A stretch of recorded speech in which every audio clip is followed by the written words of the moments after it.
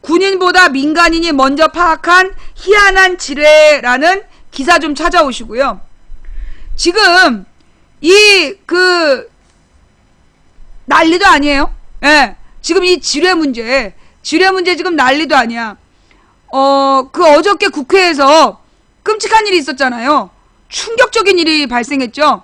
그 국방부 장관을 불러다 놓고 이 지뢰 문제에 대해서 언제 보고했냐 그랬더니 막 국방부 장관이 당당하게 나는 보고 안 했습니다. 그런 거 아니야. 그러니까 이제 국회에서 여야 의원들이 국방부 장관을 불러다 놓고 아니 어떻게 4일날 지뢰가 터져서 우리 하사관 2명의 다리가 절단이 됐는데 도대체 그 다음날 그 북한에다 남북 고위급 회담을 제안하는 그런 발표가 어떻게 있을 수 있었느냐, 전통문을 어떻게 보냈느냐 이러면서 따진 거예요. 그러면서 대통령한테 언제 북한이 심은 지뢰가 터졌냐고 언제 보고했냐니까 자기 보고 안 했대. 보고를 안 했다는 거야 국방부 장관이. 무슨 얘기일까요? 예. 지금 이 휴전선에서 그러니까 이게 DMZ잖아. DMZ에서 지뢰가 폭발을 했어. 그러니까 잠깐만. 요거 일단 대략적으로 보고 다른 뉴스로 넘어갈게요. 군보다 민간인이 먼저 파악한 희한한 북한 지뢰. 지난 8일 오후쯤으로 기억합니다. 평소 잘 알고 지내던 예비역 대령이 제게 전화를 걸어와 전방의 지뢰 사고가 아무래도 이상하다고 하는 겁니다. 예비역 대령이야. 예비역 대령. 그러니까 지금 대령이 아니라 이미 퇴역한 대령이야. 이 대령이 전화를 걸어와서 전방의 지뢰 사고가 아무리 봐도 이상하다고 하는 겁니다. 북한의 지뢰가 분명한데 정부는 포구에 유실된 지뢰라며 북한과의 관련성은 낮은 사고라고 언론에 말하는 게 이상하다는 겁니다. 이 예비역 장교는 해당 부대의 여러 사정을 설명하면서 우리 지뢰일 가능성이 없다라고 잘라 말하더군요. 그래서 저는 북한 지뢰가 맞다면 정부가 저렇게 태평한 게 말이 되느냐, 호들갑을 떨어도 보통 호들갑을 떨지 않을 텐데라며 의문을 표시했지요. 그리고 지난 9일 일요일 김광진 새정치민주연합 의원이 북한 지뢰라는 제보를 받았다라는 말을 공개적으로 하면서 사태는 급반전되기 시작했습니다. 그리고 지난 10일 국방부는 난데없이 북한 지뢰로 밝혀졌다라면서 북한에 대한 대북 심리전을 제기한다는 조치를 발표하기 시작했습니다. 그래서 모든 국민이 시원하게 느낄 만한, 시원하다고 느낄 만한 적절한 조치를 생각 중이라고 이런 얘기 지금 하고 있잖아요. 자, 그 다음에 요거 말고 뭐가 있냐면 또 찾아봐야 될 얘기가 뭐냐.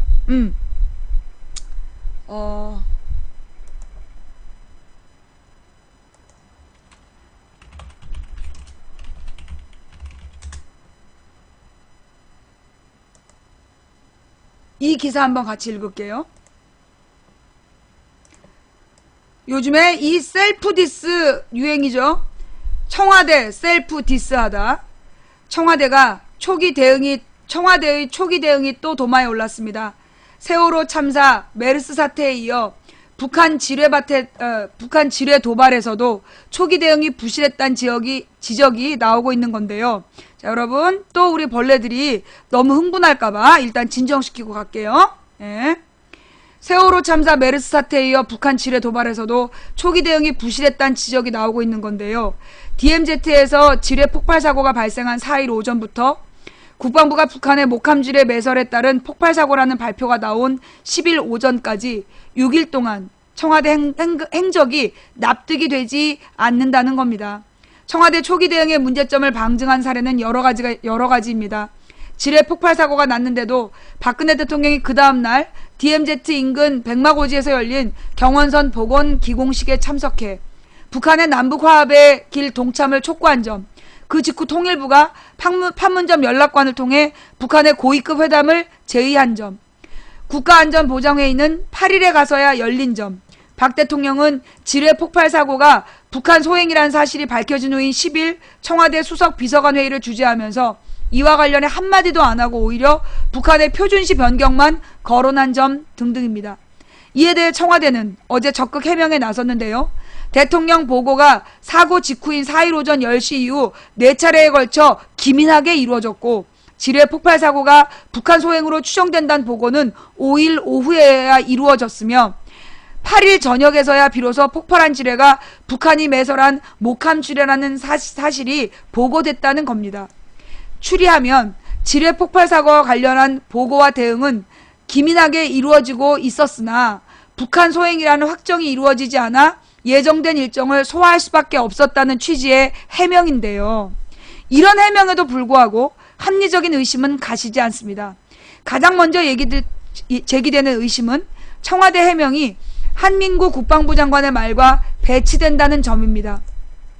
한 장관은 어제 국회 국방위에 출석해 지뢰 폭발 사고 당일 4일 늦게 북한의 목함 지뢰에 의한 도발일 가능성이 매우 높은 것으로 확인했고 그런 사실이 청와대에 다 보고됐다고 밝힌 바 있습니다. 5일 오후에 가서야 북한 소행으로 추정된다는 보고를 받았다는 청와대 해명과는 완전히 다른 것이죠. 이와 관련해 국방부는 어제 저녁 청와대 해명이 나온 이후 한 장관이 기억에 의존해서 발언하다 보니 실수가 있었다면서 청와대 해명이 맞다는 취지로 수정 발표했는데요. 사안이 엄중할 뿐더러 초기 대응 부실 문제가 이미 제기된 상태였는데도 한 장관이 보고서를 작성하기는커녕 오히려 기억에 의존해 국회에서 즉석 답변했다는 게 설득력 있는 해명인지 의문입니다. 청와대를 보호하기 위해 한 장관이 독박을 쓰기로 한 게 아닌지 하는 의문만 추가됩니다. 100번 양보해서 청와대 해명과 국방부의 수정이 맞다고 치더라도 문제는 가시지 않습니다. 합리적 의심은 여전히 유효합니다. 청와대 해명에 따르면 북한 소행이라는 판단이 내려지지 않았기 때문에 대통령의 경원선 복원 기공식 참석, 통일부의 고위급 회담 제의 등을 예정대로 했다는 건데요. 폭발 사고가 발생한 지역은 DMZ입니다. 잡상인 출입이 엄격히 금지된 곳입니다. 이런 곳에서 지뢰 폭발 사고가 발생했다면 북한과의 연관성을 최우선적으로 검토하는 게 상식적 대응입니다. 노란불 켜놓고 일단 멈춤 태세를 취해야 했습니다.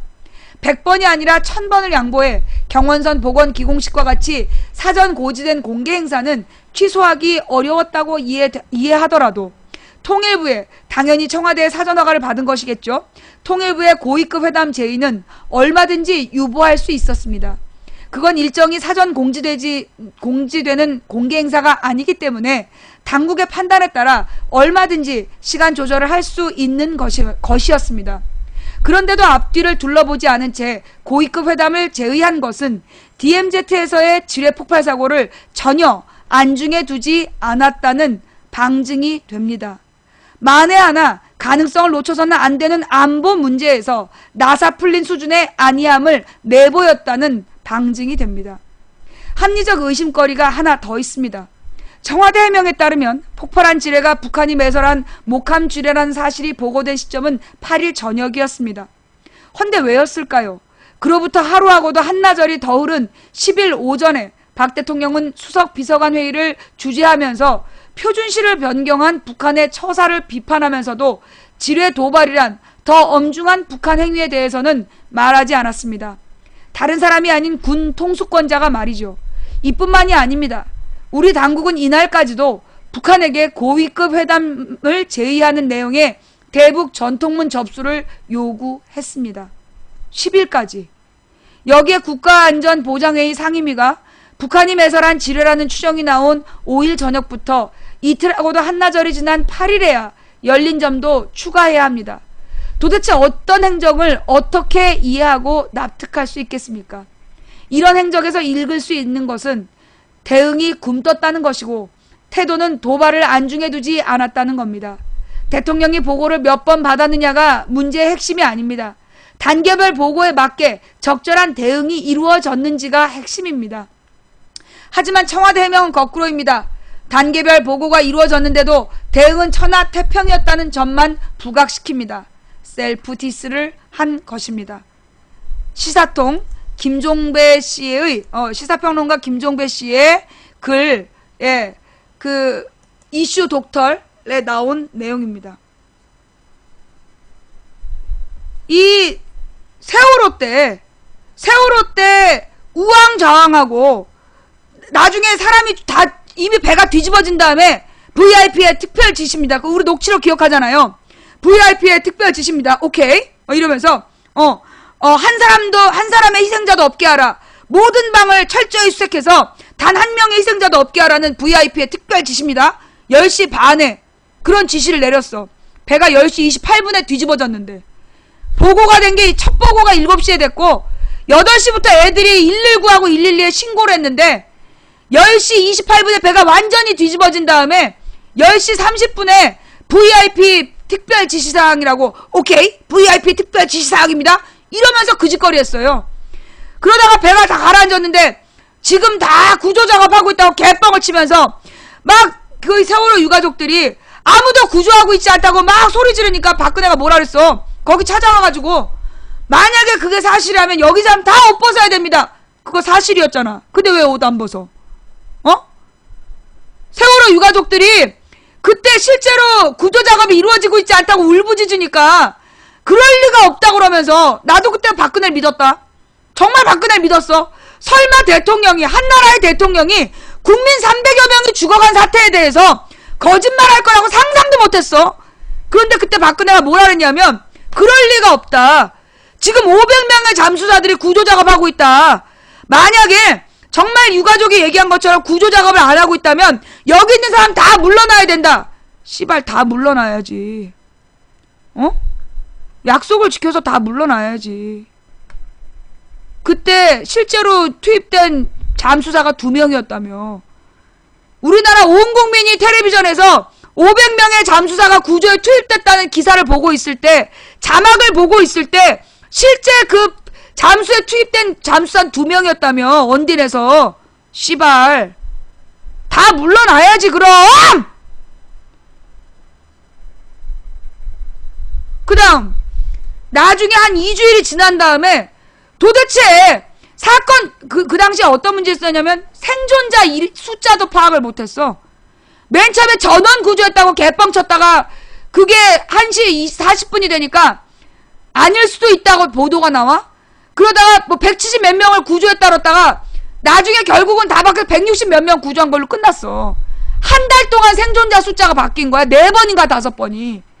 사망자 숫자는 모를 수 있어. 몰래 탄 사람, 밀항한 사람 모를 수 있어. 생존자 숫자도 못 썼다는 게 뭘 말하냐고. 등신 천체 머저리 같은 정부라는 거 아니야.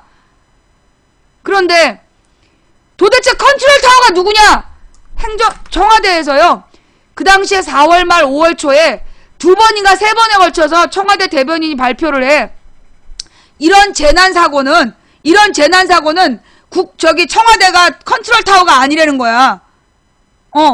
국가안전처가 그 컨트롤 타워가 아니라는 거야. 그랬는데 바로 그 발표 3번 한 날, 그날 해수부에서 박근혜 친구 윤진숙 알지? 그 윤진숙이란 여자를 해수부 장관을 시킨다 그러니까 온 나라에서 반대를 했어. 뭘 물어봐도 아는 게 없어가지고 장관 후보 청문회 나왔고 뭘 물어보시는 건지 뭐라고 얘기를 해야 돼요? 막 이러고 그러니까 막 새누리 의원들이 웃지 말라 그러고 그런 여자를 그래서 새누리당 의원들도 장관 후보로 안 된다 그랬어. 근데 박근혜가 뭐라 했어요? 모래 속에서 찾은 진주라고 그러면서 그 윤진숙이를 해수부 장관도 1년 앉혀놓은 거야. 그 윤진숙이 만든 그 해수부 매뉴얼에 보면 해난 사고가 발생하면 청와대가 컨트롤 타워가 돼서 각부 장관들의 협조를 얻어야 된다고 나와 있었던 거야. 박근혜가 막 그때 또 중간에 소리를 질러요. 자기가 4월 8일 날 매뉴얼을 모두 속지하라고 그러지 않았느냐고 막 신경질 한번 냈어. 쥐도 안 읽었음시롱. 4월 8일에 박근혜가요 특별한 지시를 내려서 각 부처의 매뉴얼, 비상상황에 대한 매뉴얼을 숙지하라고 자기가 지시를 내렸는데 각 부처가 안 읽었다고 막 화를 냈어. 쥐도 안 읽었음시롱. 그 해수부에서 청와대가 그 컨트롤 타워라고 나와 있는데 그때 안 읽은 거 아니야. 그래갖고 청와대가 해수부 컨트롤 타워 아니라고 발뺌 3번 했다가 뒤통수 맞은 거 아니야. 그 다음 메르스 때는 어땠어요? 메르스 때도 사태가 심각하다. 사태가 심각하니까 민간 병원에서 병원을 폐쇄 조치하겠다. 그런데 뭐라 그랬어? 못하게 한 거 아니야. 폐쇄 조치하겠다는데 못하게 했어, 정부에서.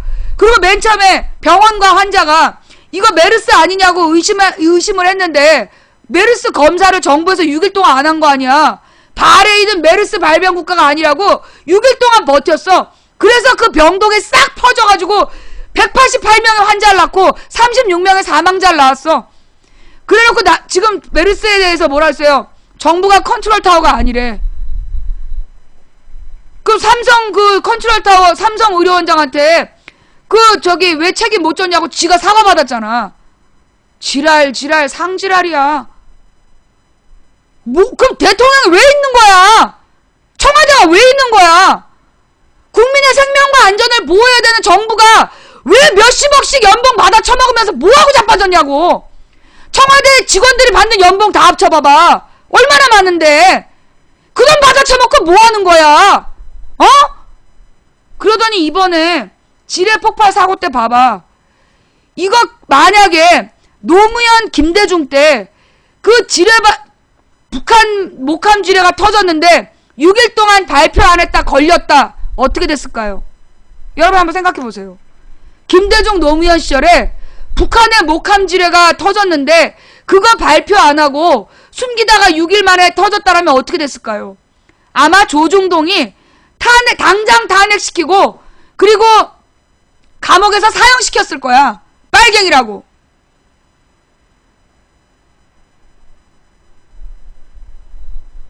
내 말이 맞지? 그지? 지금도 청와대는 지네가 이번 지뢰 사건에 아무 잘못이 없대. 난 저 국방부 장관이 제일 웃겨. 너무 당당해. 화장하고 옷 입고 막 카메라 앞에서 갖고 뭐 진두지휘한 척하고. 아니 국방부 장관이 군복을 왜 입어? 헬멧 쓰고 지가 왜 군복을 입어? 그게 쇼라는 거 아니야. 지금 대안에 우리의 장병 둘이 다리를 잃었어. 하사관이면 직업군인이야. 가족이 있는 직업군인들이 다리를 잃었다고. 그런데 지금 국방부 장관이 왜 군복을 입고 헬멧 쓰고 쇼를 하냐고. 군복은 누가 입는 거야? 군인이 입는 거야. 한민구가 지금 군인이야? 아, 내가 몰라서 그래. 한민구가 지금 현역 군인이에요? 장관은 현역 군인이 아니잖아. 현역 군인이 아닌데 장관은 군인 아니에요. 민간인이에요.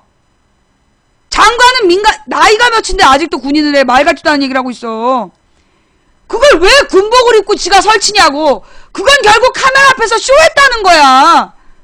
지금 지뢰 사고가 발생해서 4일이 지나도록 그게 북한이 그랬는지 안 그랬는지도 파악도 못하고 북한이 그랬는데도 불구하고 북한에다가 대화하자고 그러다 까이고 그래놓고 지금 그게 밝혀지니까 언론에 의해서 밝혀지고 민간인들에 의해서 밝혀진 다음에 지금 하고 있는 꼬라지가 지금 군복 입고 쇼하는 거야? 난 진짜 이 새누리당 사람들한테 내가 제일 골 때리는 게 뭐냐 하면 여러분 그 사진 봤어요? 그 김무성이랑 누구였지? 김무성이랑 몇몇 국회의원들하고 무슨 여성 의원이 김을동이었나? 이렇게 거수경례하는 거? 그거 봤어요? 그 사진 좀 한번 찾아봐봐. 여러분 그 거수경례는요. 거수경례는 누구만 하는지 알아요? 거수경례는 제복을 입은 사람만 하는 거야. 교복이나 제복을 입은 사람만 거수경례를 하는 거야. 민간인은 그 인사를 태극기에 대한 경례는 가슴에다 손을 올리는 게 맞고 그 다음에 민간인끼리는 악수를 하거나 목례를 하는 거지 이 거수경례를 하면 안 되는 거예요. 이 거수경례는 민간인의 옷을 입고 하는 인사법이 아니라고. 그런데 국회의원들이 줄줄이 서가지고 줄줄이 서가지고 지금 거수경례하고 있어. 지금 뭐 하자는 거야? 미필 확인하는 거죠. 군대를 가봤어야 군대 규칙을 알지. 군대를 안 가봐서 군대 규칙을 모르는 거야. 그래서 지난번에도 왜 무슨 모임에서 문재인은 이렇게 국회에 대한 맹세 이렇게 하는데 그 뒤에 몇 명 군대 안 갔다 온 놈들 거수경례하잖아. 미필 인증하는 거야. 미필들이 아무 때나 거수경례해. 이명박 거수 경례는 유명하잖아. 올렸다 내렸다 유명하잖아. 아유, 진짜. 주둥이로는 안보 존나리 안보를 주장하면서 어찌나 이 기본적인 예의가 없는지.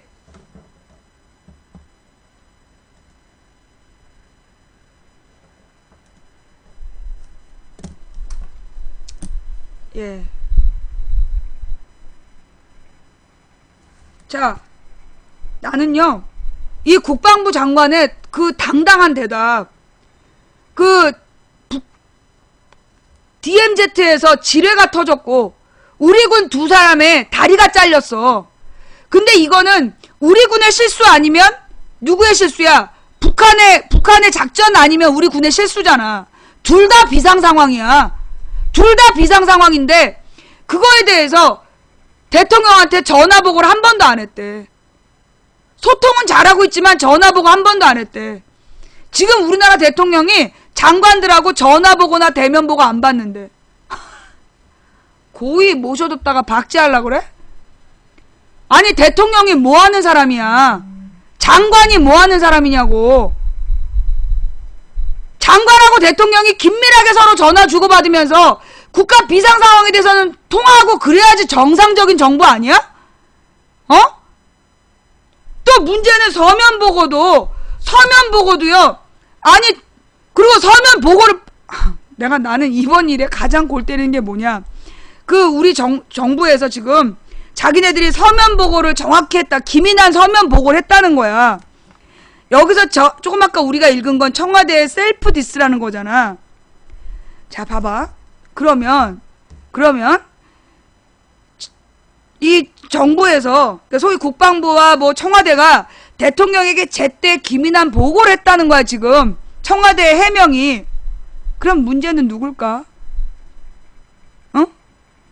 10일날 수석 비서관 회의 보여주면서 시차 변경한 것만 비판한 대통령의 모습을 보면 누가 문제인 거야, 그럼? 기민한 보고를 그렇게 많이 받고 이미 8일에 이게 북한 목함 지뢰라는 게 밝혀진 상황에서 수석 비서관 회의에서 목함 지뢰 얘기 한마디도 안 한 박근혜 대통령의 모습, 누가 문제야? 그럼 결국 박근혜가 그거라는 거 아니야? 박근혜가 하고 싶은 말은 많은데 진짜 이거 박근혜가 말귀를 못 알아들었거나 글자를 못 읽었거나 아니면 글자를 읽고 말귀를 알아들어도 생각이 없거나 셋 중 하나라는 거 아니야.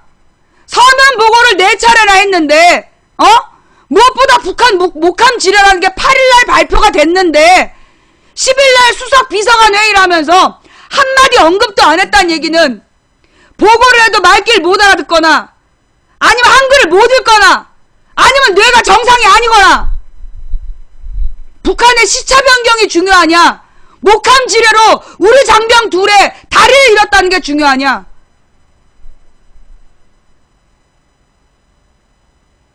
지금도요, 여러분, 그래놓고 지금 우리나라 여기 채팅창에 와가지고 북진통일 쓰는 애들 있어.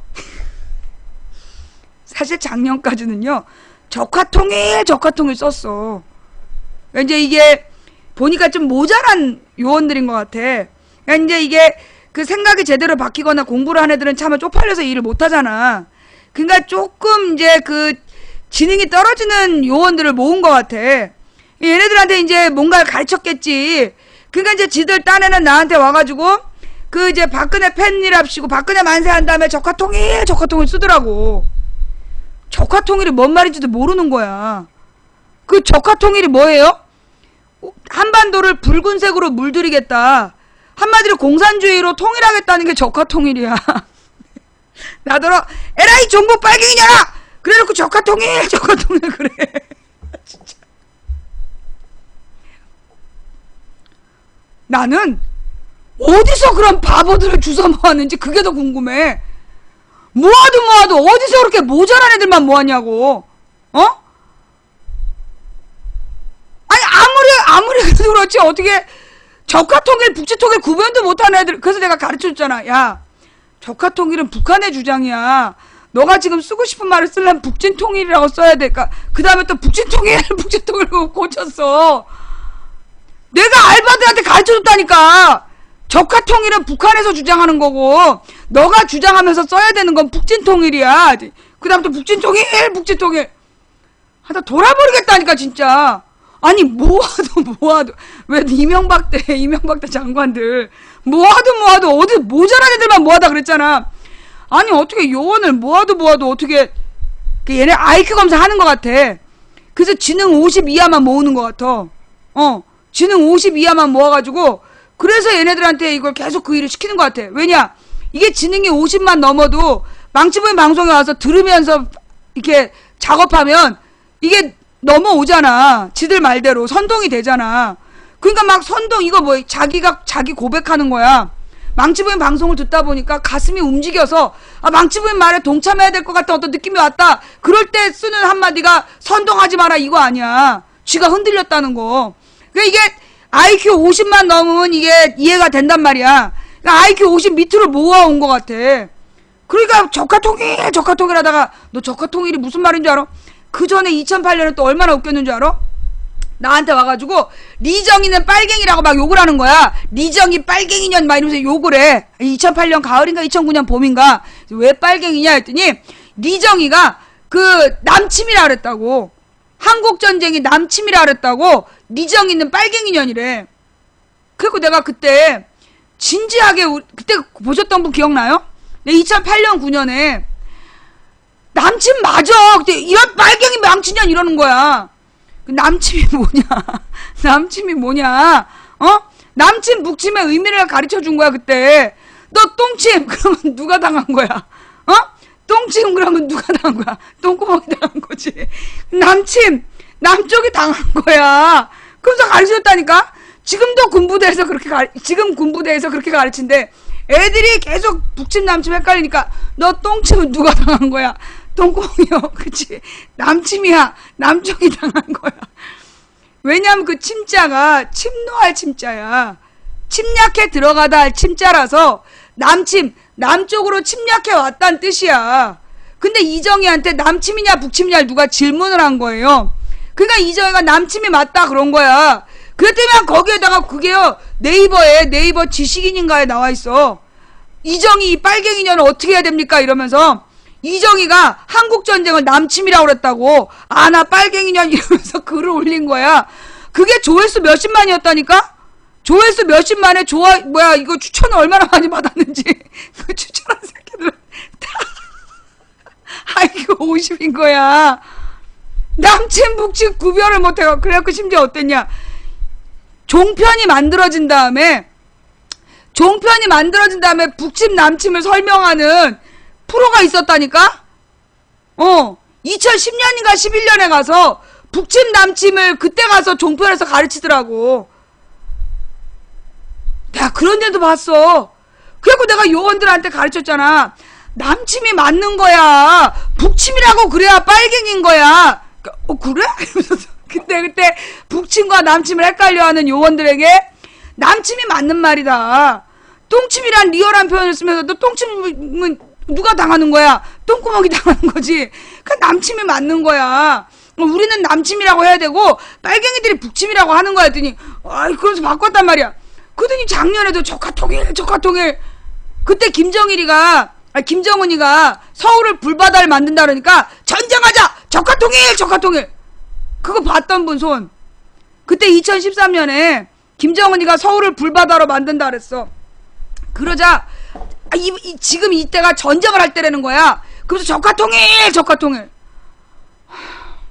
너 적화통일이 뭔 뜻인 줄 알아? 내가 그거 아마 방송한 내용도 있을 거야. 그죠? 내가 그래서 적화통일의 뜻을 설명했잖아. 내가 적화통일의 노원갑 그 암살자 노원갑 얘기를 왜 해? 적화통일의 뜻을 설명하잖아. 그거 한반도를 붉은기로 물들인다는 얘기고 빨갱이들의 주장이다. 네가 그걸 따라하면 안 된다. 이승만이 주장했던 건 북진통일이다. 그렇게 가르쳐줬더니 그 다음부터 전날이 북진통일 쓰는 거야. 자 그러면 북진통일이라는 말은 뭐냐? 북한으로 침략해 들어가자는 얘기예요? 북한으로 전쟁을 해 들어가겠다는 얘기예요?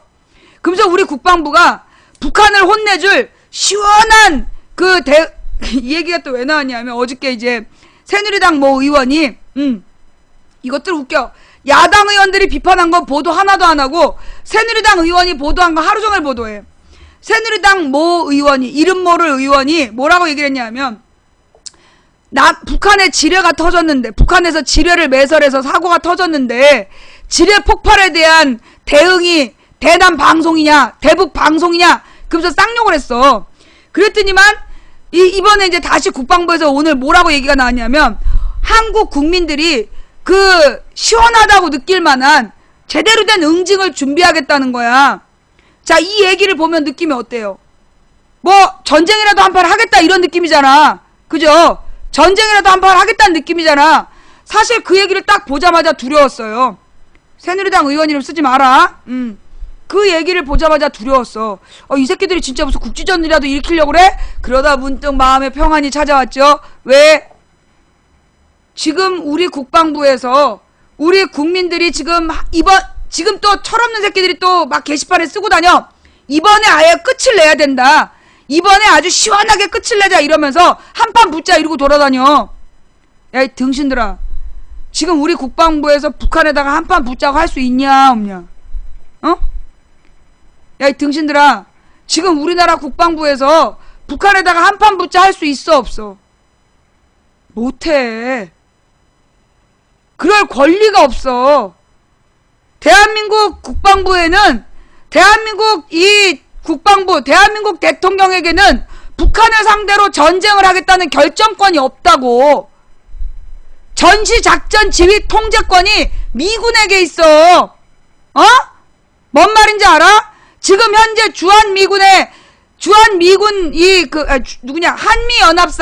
한미연합사 사령부에게 전시작전 지휘 통제권이 있어. 미군이 손가락을 까딱하지 않으면 전쟁은 안 일어나. 그럼 오바마가 지금 미쳤다고 전쟁하라고 허락을 하겠냐? 어디서 개소리야. 그러면 이번에 시원하게 끝낼 수 있는 권리가 왜 없어?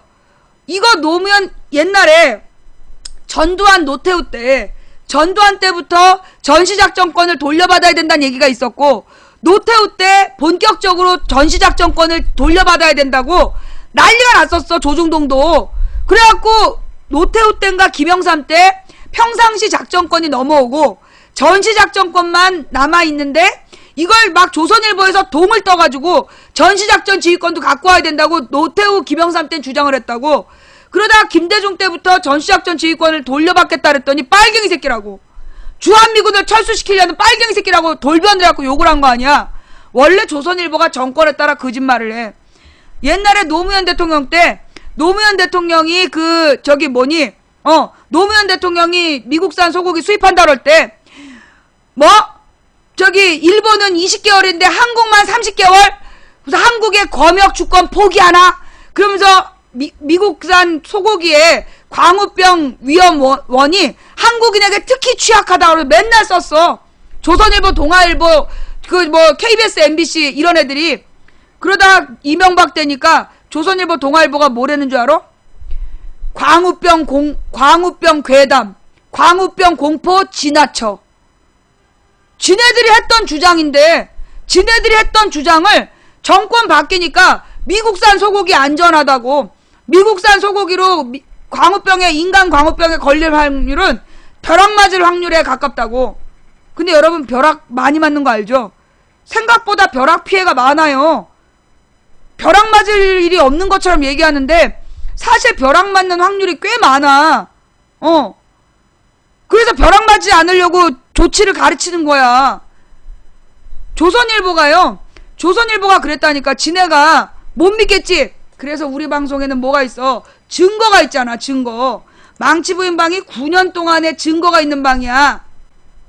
망치부인 방송에 가서 보면 무슨 얘기가 나오냐면, 조중동의 두 얼굴이라는 기사가 있어요. 자드님이라는 그 당시 시청자가 올려주신 조중동의 두 얼굴, 이란 글이 있어. 한나라당이 노무현 시절에는 미국산 수입 쇠고기 금수 조치를 그러니까 수입 금지 조치를 내려서 신속하고 강력한 대응 조치를 취해야 된다. 라고 한나라당이 성명을 발표했었어. 근데 이명박 시절 광우병 발생 확률 버추얼 0%, 위험물질 제거한 미국 쇠고기 안전, 이렇게 주장했어. 한나라당이. 그 다음에 노무현 시절 몹쓸 광우병, 한국인이 만만하나 미국 영국인보다 더 취약, 이렇게 얘기했던 동아일보가 이명박 시절에 뭐? 미국산 아니 잠깐 노무현 시절에 이것도 뭐? 미국산 늙은 쇠고기 한국만 먹는다고? 일본은 20개월, 한국은 30개월 미만 수입, 7월 쇠고기 협상 때 사육기간 더 낮춰야 라고 했던 동아일보가 이명박 시절 누구를 위해 미국소를 광우병소라 선동하나, 이렇게 얘기했다니까. 동아일보가 노무현 시절에는 몹쓸 광우병, 한국인이 만만하냐, 미국 영국인보다 더 취약, 뭐? 미국산 늙은 쇠고기 한국만 먹는다고? 일본은 20개월, 한국은 30개월 미만, 이번 수입 7월에 쇠고기 협상 때 사육기간 더 낮춰야 라고 얘기했던 동아일보가 이명박 시절에는 누구를 위해 미국소를 광우병소라고 선동하냐. 네가 그랬잖아. 네가. 이건 동아일보야, 조선일보 아니야. 그러면 조선일보는 어땠을까요? 노무현 시절 광우병 공포 확산, 한국 안전지대 아니다.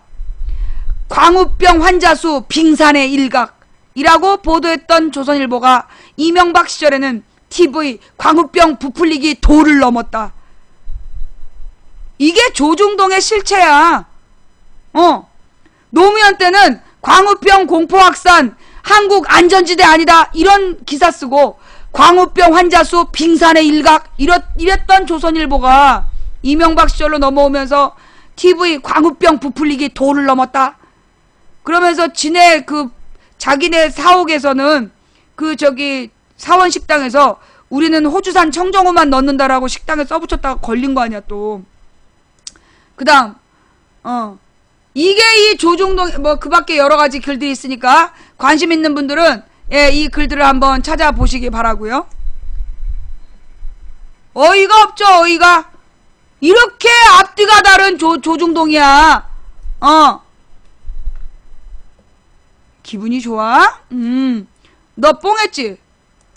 꼭 보면 말이에요. 요즘에 나는 이제 그런 생각이 들었어. 우리 채팅창에 와가지고 쓸데없이 야 기분 좋다, 야 기분 좋다 이렇게 쓴 애들 있었잖아. 난 걔네가 누군지 몰랐어. 보니까 뽕한 거야. 히로뽕. 히로뽕하고 취해가지고 아무 때나 기분 좋다. 이 새끼 지금 조중동이 거짓말한 건데 뭐가 기분이 좋아? 네가 제정신이면 이 상황에서 기분이 좋아? 아유, 내가 이놈의 뽕쟁이들 진짜. 사실 이게 관심종자한테 관심 주는 건 뽕쟁이에게 뽕 주는 거라서 내가 진짜 안 하려고 그러는데, 아니 지금 이 상황에서 네가 왜 기분이 좋아? 히로뽕했지? 자, 내가 뭐 특정인에게 얘기한 거 아닙니다. 히로뽕은 향정신성 금지 물약이기 때문에, 금지약품이기 때문에 함부로 맞으면 안 돼요. 예. 자, 뭔 얘기해야 될 게였지? 자, 그 다음에 또 오늘 얘기는 또 이렇게 원치 않게 또 끝까지 가게 되는데요. 오늘은 딴 얘기 이제 여기까지만 하고, 이 지뢰 얘기 또 내일 이어가기로 하고, 다음 이야기, 기분 좋다 이기야. 이놈의 히로뽕한 새끼들 진짜. 아니 이 새끼들은 이제 뻑하면 기분 좋다야. 이거 봐. 이게 히로뽕한 새끼들이 이렇게 널렸어. 요즘에 그냥 히로뽕 얘기가 너무 많이 나와. 그죠? 요즘에 그냥 이 마약을 함부로 하는 놈들이 뉴스에 끊이질 않어. 향정신성 의약품. 예. 내가 구속돼 봤잖아. 구속돼서 보니까 마약에 관계된 애들은 가슴에 다른 표시를 달어. 향자를 달고 다니더라고. 그리고 살인을 한 사람들은 번호판이 빨간색이야. 살인죄를 저지른 사람은 번호판이 빨간색이고, 그 다음에 마약이나 이렇게 뽕 같은 거 하고 온 애들은 여기 향자가 붙어 있어. 향이라고 써 있어. 내가 가본 사람이라서 알아. 향수기가 아니고. 나 구속됐던 거 몰라? 너 우리 처음 왔구나.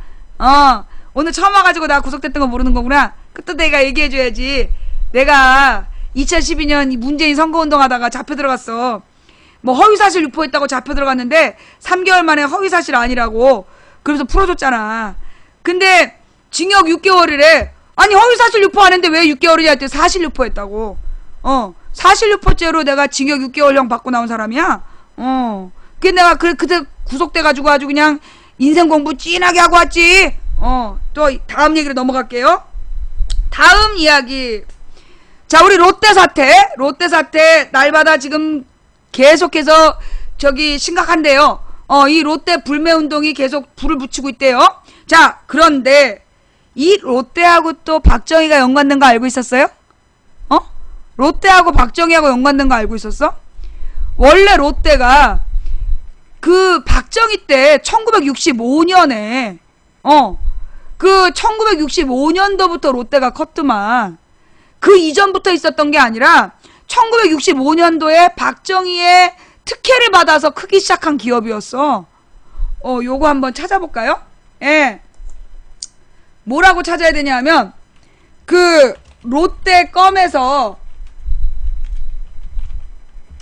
철가루 나오자 롯데 호텔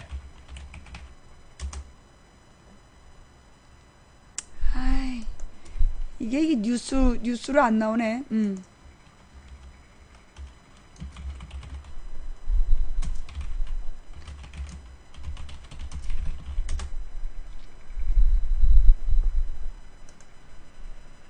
이게 뉴스 잠깐만 요거다.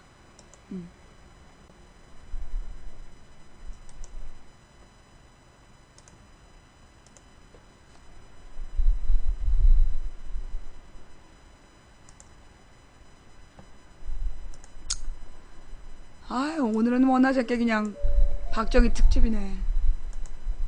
노동부청에서 안내 말씀드립니다. 정부에서는 광복 70주년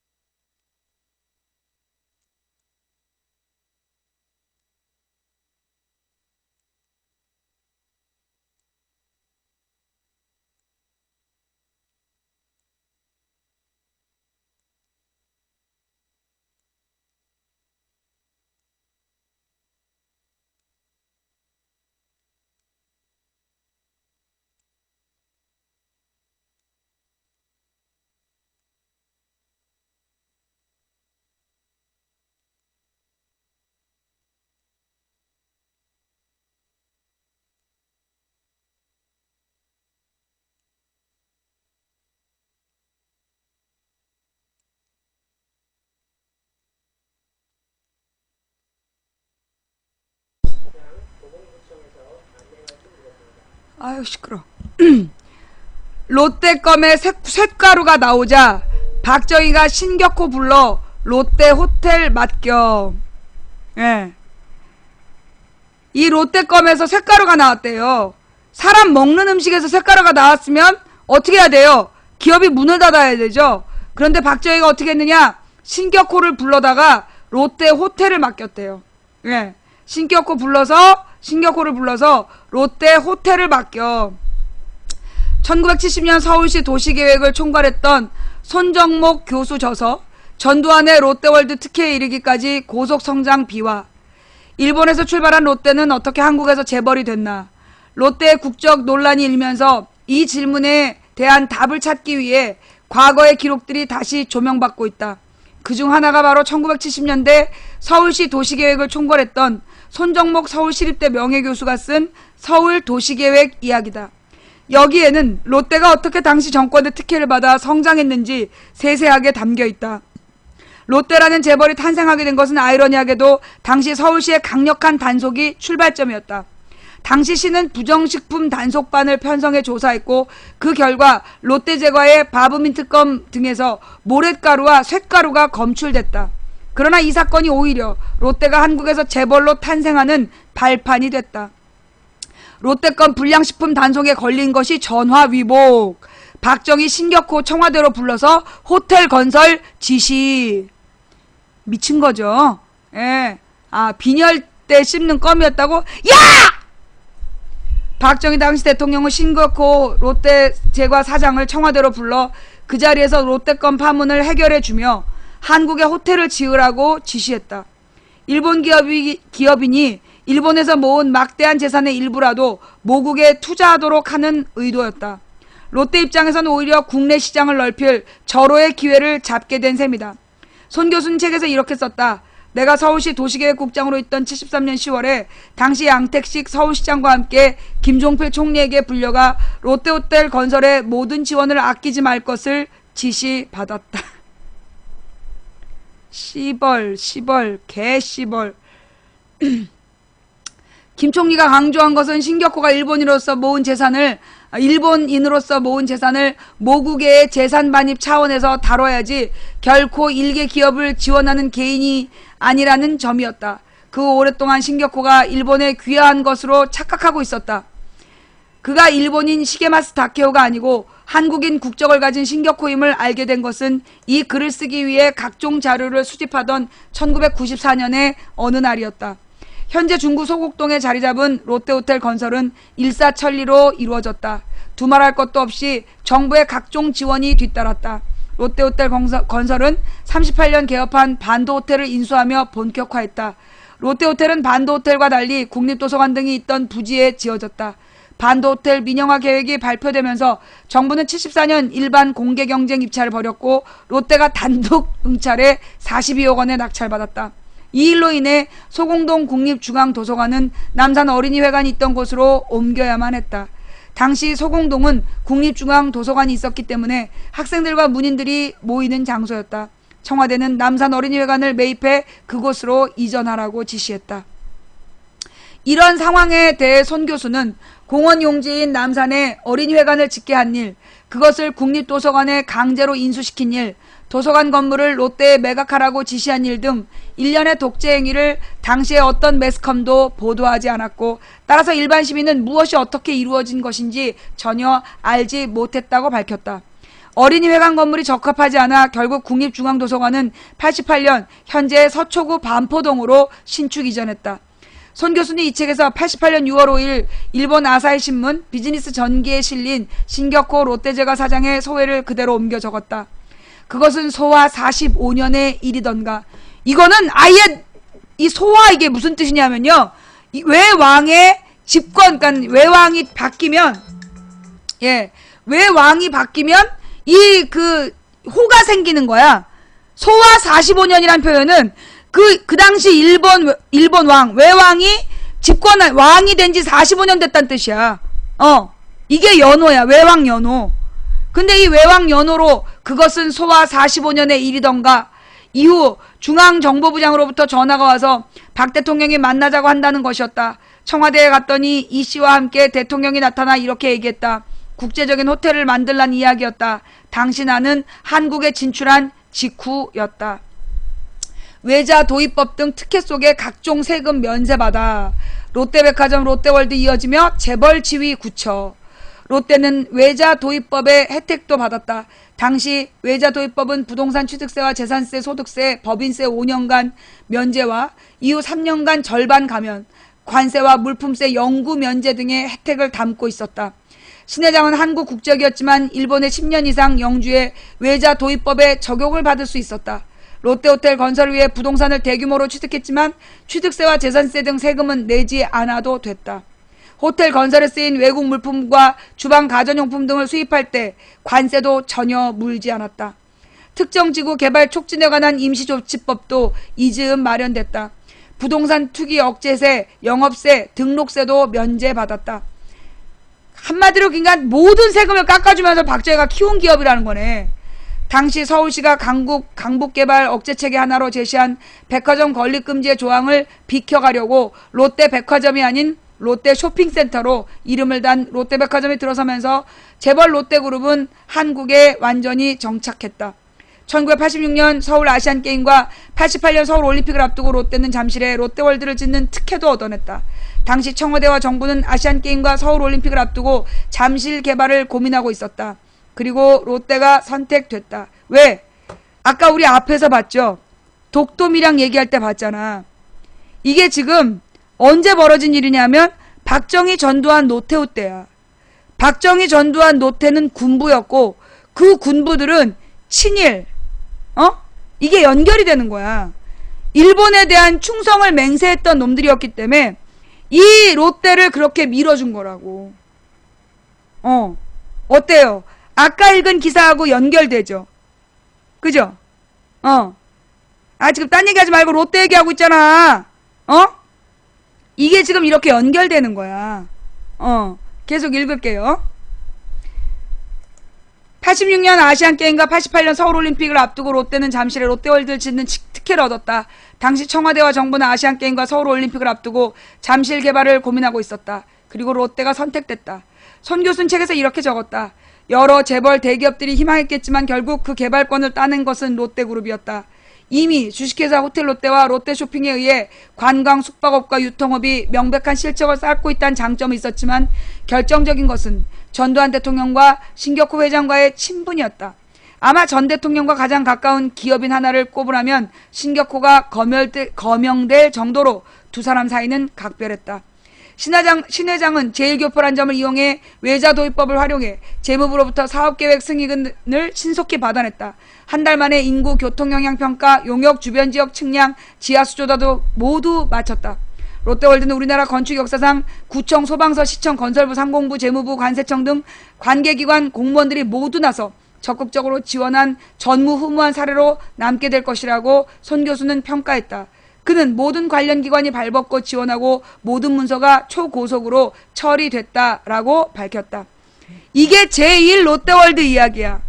그러면 제2 롯데월드는 어땠을까요? 제2 롯데월드는 노무현 때부터 짓겠다 그랬어. 노무현 때부터 짓겠다 그랬는데 그 당시에 노무현 정부의 국방부가 반대한 거야. 왜냐하면 제2 롯데월드가 들어서게 되면 그게 서울공항, 즉 대통령이 뜨고 내리는 공항이 위험해진다. 이 그 활주로를 확보할 수 있는 각도가 안 나온다고 제2 롯데월드를 국방부가 반대를 했어. 그래서 노무현 때는 못 지은 거야. 그만큼 문제가 많은 건물 언제 일사천리로 진행됐을까요? 이명박 때. 예. 이명박 때 일사천리로 제2 롯데월드가 급속도로 진행이 돼갖고 지금 저지랄을 하고 있는 거야. 자, 이렇게 해서 오늘은 뉴스와 역사. 예. 오늘은 박정희, 그리고 친일파, 그리고 롯데에 대한 뉴스와 역사 이야기를 진행해 봤습니다. 자, 여러분 오늘 방송 어떠셨어요? 볼만 하셨나요? 볼만 하셨다라면 추천 부탁드리고요. 재미없었으면 다음부터 오지 마세요. 자, 오늘 망치부인 방송 볼만 하셨나요? 오늘 후원해주신 모든 분들께 진심으로 감사드립니다. 팬가입해주신 모든 분들께 진심으로 감사드립니다. 여러분의 후원과 팬가입이 망치부인 방송에 큰 힘이 되고 있습니다. 제가 너무 좋아하면 후원하지 못하는 시청자분들이 섭섭해 하실까봐 제가 일일이 이름 불러드리면서 감사 인사 못 드린 점 대단히 죄송합니다. 그리고 이 방송을 시청하시면서 마음에 든다고 추천해주신 3269분께 진심으로 감사드립니다. 그리고 또 처음부터 끝까지 시청해주신 여러분께 더욱더 감사를 드립니다. 그리고 각 방에서 고생해주신 우리 매니저님들 고생하셨습니다. 그리고 이 방송을 녹화 떠서 유튜브와 팟캐스트에 뿌려주시는 시청자 여러분께도 진심으로 감사를 드립니다. 이분들은요 사실 사명감을 가지고 저한테 뭐 아무것도 얻어먹는 거나 정말 식사 한번 사드린 적이 없는 분들이에요. 이런 분들이 정말 개인의 사명감을 가지고 이렇게 여러분들을 위해서 유튜브에 올리고 팟캐스트에 올리고 있는데요. 혹시 그분들이 올린 동영상을 보시면 꼭 수고하신다라는 감사 인사 한마디씩 남겨주시기를 부탁드립니다. 특히 팟캐스트에다가도 좋은 말들 많이 남겨주세요. 저의 방송을 팟캐스트에 올라간 저의 방송을 계속 악플을 달아가지고 애플 그 팟캐스트 목록에서 지우는 작전 중이래요. 누가 제보를 했는데. 그래서 여러분들이 이 애플 팟캐스트 명단에 망치부인 그 목록에 망치부인 방송이 공개될 수 있도록 좋은 글들 그 팟캐스트로 보시는 분들은 많이 올려주셨으면 좋겠어요. 여러분의 초콜릿으로는 강제 추천을 받아내고 있고요. 여러분의 스티커로는 망치부인 방송의 순위를 올리고 있고요. 여러분의 별풍선은 아주 귀하게 쓰이고 있습니다. 오늘도 함께 해주신 모든 분들께 감사드립니다. 그리고 늦게라도 추천해주신 3,300분께 진심으로 감사를 드리고요. 오늘 방송 마음에 드셨는지 모르겠어요. 마음에 드셨다라면 다행이고 마음에 안 드셨다라면 다음에 안 와도 아무 말 안 하겠어요. 꼭 이런 애들이 있어. 이런 방송 왜 보냐? 그럼 너는 왜 봐? 이런 방송 왜 보냐? 그럼 넌 매일 오더라? 괜히 너 나한테 관심 받고 싶은 거지. 아휴, 지금으로부터 27년 전에 그렇게 내 눈에 띄고 싶어가지고 그렇게 맨 뒷자리에 앉아갖고 흥치째거리던 남자가 있었어. 지금 우리 집에서 밥하고 빨래한다? 너 그 꼬라지 되고 싶으면 나한테 그만 들이대. 이놈의 인기는 언제쯤 가라앉을래는지. 사실 오늘 경제 얘기까지 갈라는데요. 내일은 경제 이야기 할게요. 자, 오늘도 함께 해주신 모든 분들께 감사드립니다. 망치부인 방송은요, 망치부인이 혼자 떠드는 것 같지만 이 방송이 진짜 의미 있는 건 여러분들이 함께 해주시기 때문이에요. 시청자들로 인해서 빛나는 방송, 망치부인 방송이었습니다. 함께 만들어주신 모든 분들께 진심으로 감사를 드리고요. 오늘 되게 중요한 내용이니까 요 내용 반복해서 많이 보시고 널리 권해주시기 바래요. 요즘에 유튜브 생방송을 못해서 대단히 죄송합니다. 제가 파트너 BJ가 돼서 유튜브 생방송을 못하는 거니까 그거 양해 부탁드리고요. 자, 그 다음에 제 방송은 언제든지 진행되고 있습니다. 관심 갖고 지켜봐 주시기 바랍니다. 그리고 생방송 보고 싶다 이런 생각 드시면 언제든 아프리카로 오세요. 플레이스토어나 앱스토어에서 아프리카 TV를 다운받으시고 그리고 아프리카로 들어오셔서 검색창에 망치부인 누르시면 24시간 망치부인의 방송을 만나실 수 있습니다. 도봉구 창동사는 불량주부 망치부인이 보내드린 생방송 망치부인의 시사수다방이었습니다. 망치부인은 1969년에 태어나서 나이 15살 때 선생님이 네 소원이 뭐냐? 네 꿈이 뭐냐라고 질문하셨을 때 저는 행복한 서민이 되고 싶어요 라고 대답을 했었습니다. 그 꿈은 제 나이 20살이 됐을 때 상식이 통하는 합리적인 민주사회에 행복한 서민이 되고 싶다는 꿈으로 바뀌었고요. 지금 제 꿈은 상식이 통하는 합리적인 민주사회에 가난해도 행복한 서민이 되고 싶다로 완성이 된 것 같습니다. 야 임마 그게 가능한 얘기냐? 라고 얘기하시는 분들 계시는데요.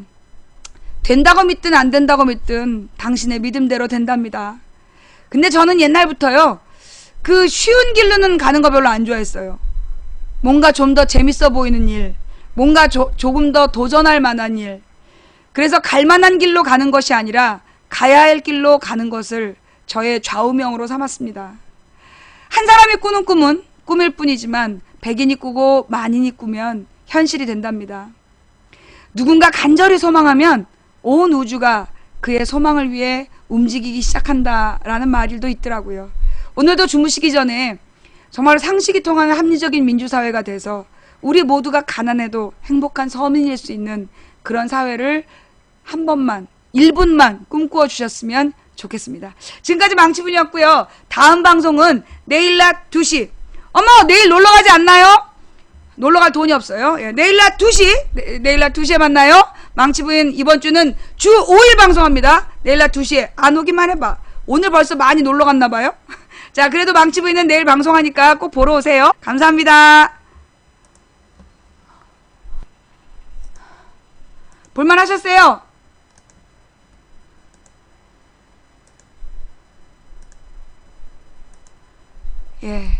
내일도 망치부인은 여러분이 다 놀러가도 서울을 지키겠어. 그리고 다음 주에 여러분이 모두 일할 때 3일 동안 다른 행사가 있어서 나갑니다.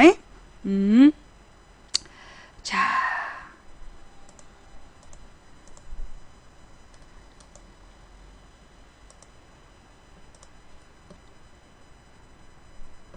그 다음에 자막도 바꾸고. 앞으로는 이렇게 세월호 그 날짜를 진작 이렇게 앞으로 가져올걸. 자,